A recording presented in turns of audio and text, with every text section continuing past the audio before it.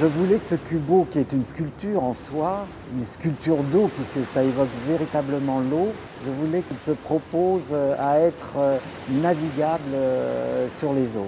Ce cubo est devenu un navire avec sa quille. Il a été réalisé en navire finalement 3D. J'ai vu s'ajouter finalement pour qu'il puisse naviguer comme un navire avec une quille.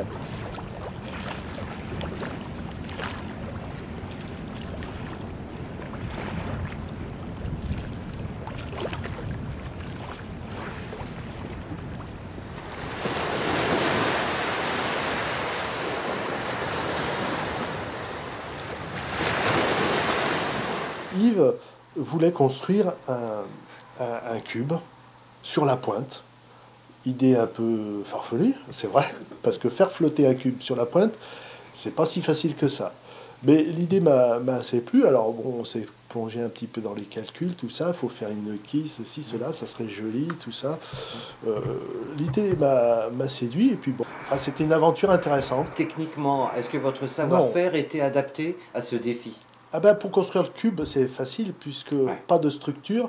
La tôle fait 8 mm d'épaisseur. Alors ça, je le voyais parfaitement bien parce que construire un cube en strongal, pour moi, c'était le truc super simple. On a coupé la pointe, on rentrait dedans, il n'y a aucune structure. C'est 6 tôles assemblées, quoi, hein, tout simplement. Par contre, pour le faire flotter, c'est un petit peu plus délicat parce qu'on n'a pas de volume immergé qui permet d'avoir une forme de carène.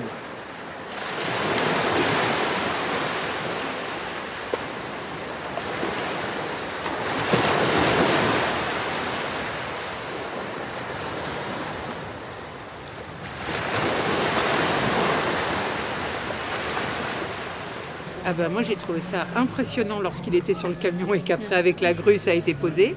Puis j'ai attendu que tout soit inscrit, que tout soit mis et j'ai trouvé ça superbe. Écoutez, quand j'ai vu arriver cette œuvre monumentale qui était élitroïde d'un camion, j'ai trouvé ça un petit peu décalé, incongru et finalement ça m'a plu et d'instinct je suis venu chercher mon appareil et j'ai photographié toute la mise en place du cubo. C'est mon frère qui ouvre le matin et on a eu la chance de voir l'installation, de pouvoir connaître aussi l'histoire du cubo parce que c'est vrai que c'est pas rien. Et quelque part une petite fierté que ce soit une œuvre locale, qu'elle ait un peu voyagé et qu'elle termine finalement sa vie à Tarbes. Ce globe il est venu de Marseille, mais c'était fabriqué à Tarare. Et ben les gens étaient un peu étonnés, à dire pourquoi que c'est là. C'est pas, je dis pas que, oui c'est vrai qu'un cube il fallait penser faire ça pour un cube. Mais c'est pas la place qu'il aurait dû avoir. Eh ben je l'aurais vu en haut de la pyramide de Paris, la pyramide en verre. Ça aurait été classe. Oui, là ça aurait été joli.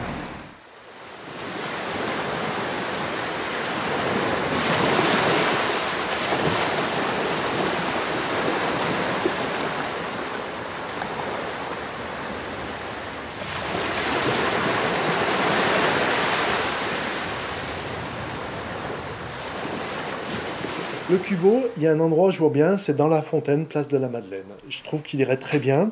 On va aller voir si techniquement c'est possible par rapport aux dimensions. On a mesuré et ça correspondait parfaitement. Donc il est les pieds dans l'eau, dans la fontaine de la Madeleine. Je trouve ça assez marrant.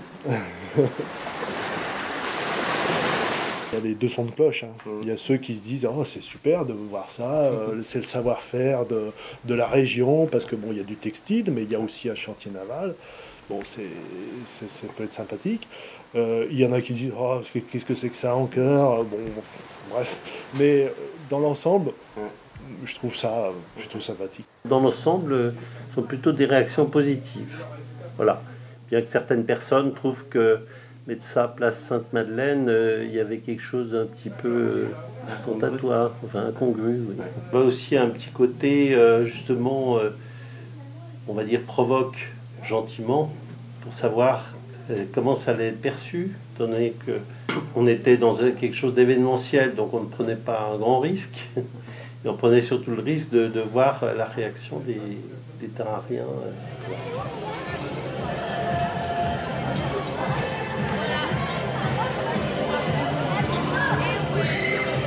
Tout de suite, la polémique s'est installée, mais moi, c'est une œuvre qui m'a plu et qui finalement s'intègre très bien dans cette église, qui a fait la polémique et qui l'a fait encore, mais à mon avis, va manquer le jour où on va l'enlever.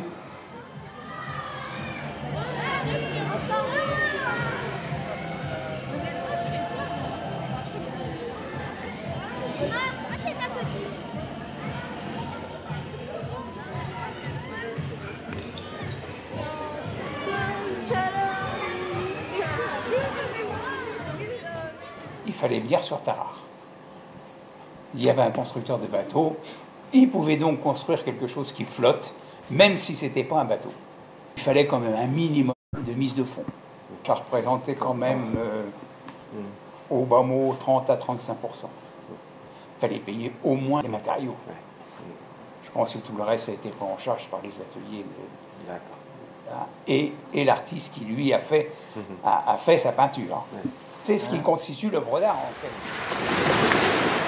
Ce Cubo, c'est quand même une œuvre originale, je trouve, et novatrice même, en ce sens qu'il a fallu le faire, hein, parce que c'est un petit monument dans son genre, et ma foi, il doit trouver sa place dans certains lieux. Au contraire, il apporte une note originale qu'il faut absolument exploiter, et pourquoi pas aussi que ce soit acheté après tout, parce que c'est le but, par un admirateur, tous les espoirs sont permis. Voilà, je crois.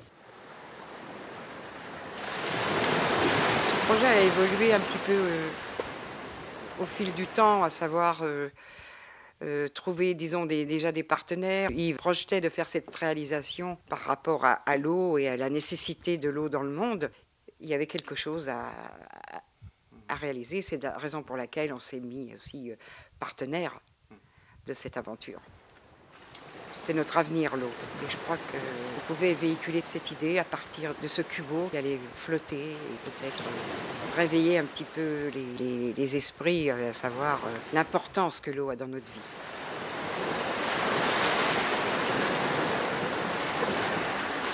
On l'a mis à l'eau à Marseille, au vieux port de Marseille, et on l'a remorqué jusqu'à Port-Frioul. Le Cubo est prévu pour voyager autour du monde. Peut-être qu'il fera un tour du monde, j'en sais rien. Il ne va pas rester éternellement à Tarare. Enfin, je l'espère qu'il va aller plus loin.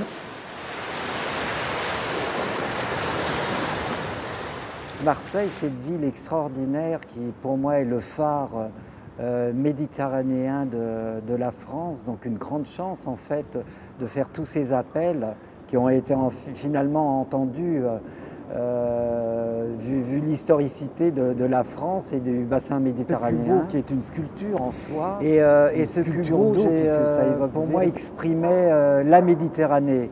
Alors en cube, c'est tout à fait étrange, mais je voulais, suite au fait d'être le pionnier du pixel autocollant, donc l'aplat, la nouvelle grande révolution due au pixel, c'est le pixel en 3D, donc le voxel, donc le Cubo.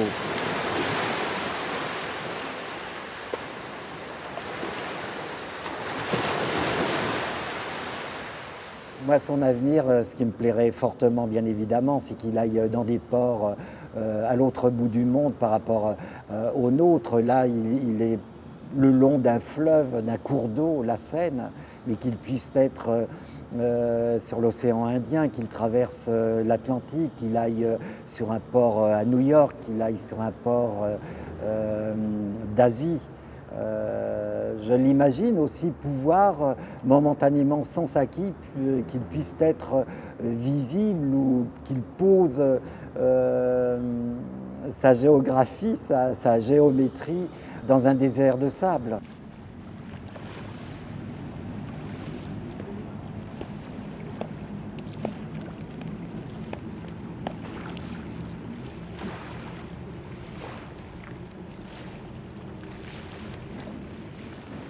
L'avenir qu'il a eu et qu'il a, donc, hors cette aventure extraordinaire sur les eaux de Marseille, c'est qu'il puisse voguer ou venir en d'autres villes.